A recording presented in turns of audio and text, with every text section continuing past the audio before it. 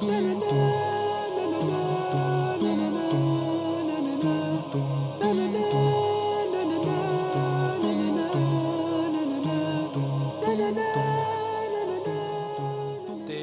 last few years, even months, in the world has shown us an intensification in apocalyptic events.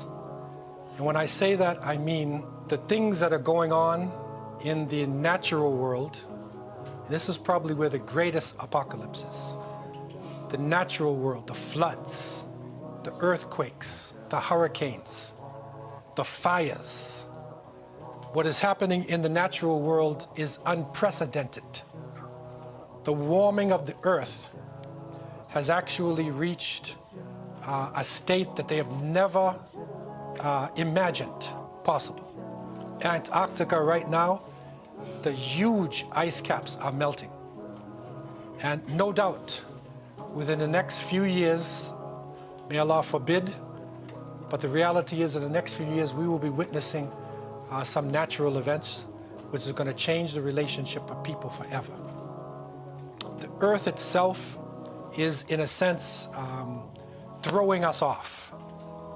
Human beings have become, to a great extent, like a virus, where we literally infect the body.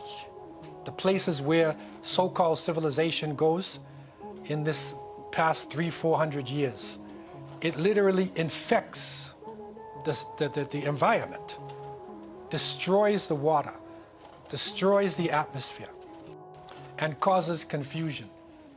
Along with this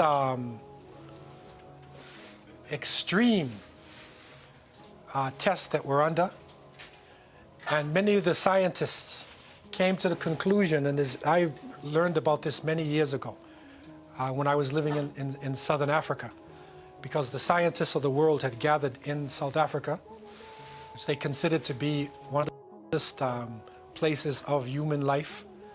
And they came to the conclusion that we are living in what they call the sixth extinction.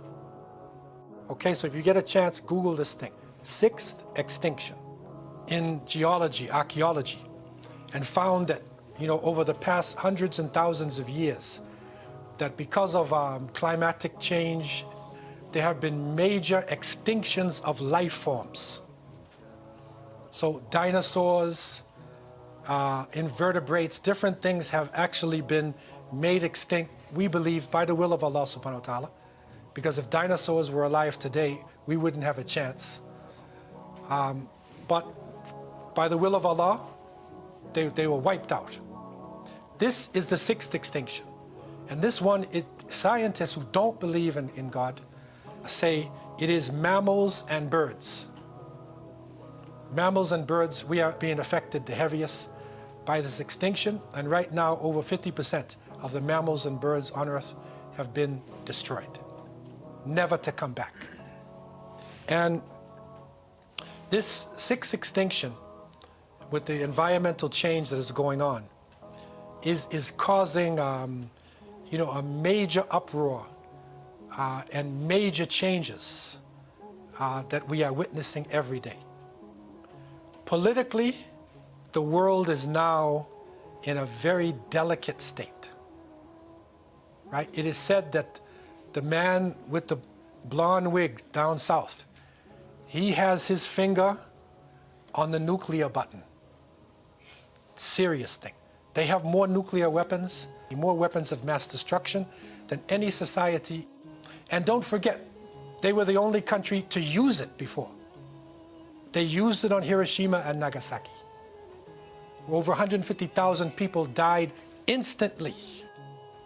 And the war was already over. The war was over.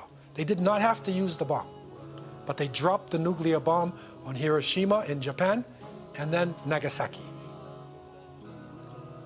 So we are in what they considered to be, and they looked at the time of the world. There's only a few minutes left in actually our existence, politically and militarily. Because if the wrong thing happens and a bomb hits one place and then the reaction goes, there would easily be a nuclear war whose fallout could destroy much of what we know as civilization. Economically, we are at the footsteps of a recession. There was a great recession in 2008, right? There is another one which is about to strike again.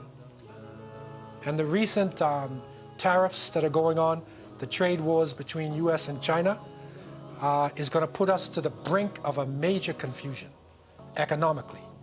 And right now, the most important institution in all of our mega cities is the bank. Any city that you go to, and I've traveled to a number of countries, right? Anytime you come into a big city, look at that city, if it's part of the so-called Western civilization, and the biggest building is the bank. Usually the next one, insurance. Mark my words, go to any city and look. And you're going to see. The bankers are actually deciding the politics of the world. And many of your leaders, our leaders, are merely public relations officers. And when the confusion hits economically, right, that's going to hit the source, the bottom line. And we Muslims, who have been blessed with the last revelation, we are in the middle of it. We are in the middle of it. And we thought for a long time that this could not hit us. But if we had our eyes open to our sources, we would realize that Allah subhanahu wa ta'ala told us in Surah Al-Anbiya, وَنَبْلُوَكُمْ بِالشَّرِّ وَالْخَيْرِ فِتْنَةً وَإِلَيْنَا تُرْجَعُونَ. And we shall certainly test you by way of good and evil, and you will all return to us. And a fitna is a trial, a temptation, or punishment. It's even like a confusion.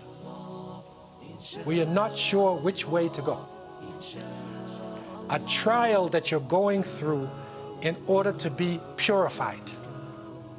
Because it comes from the fatuna, the word itself is used when you purify metals like gold or different metals. You do it with fire.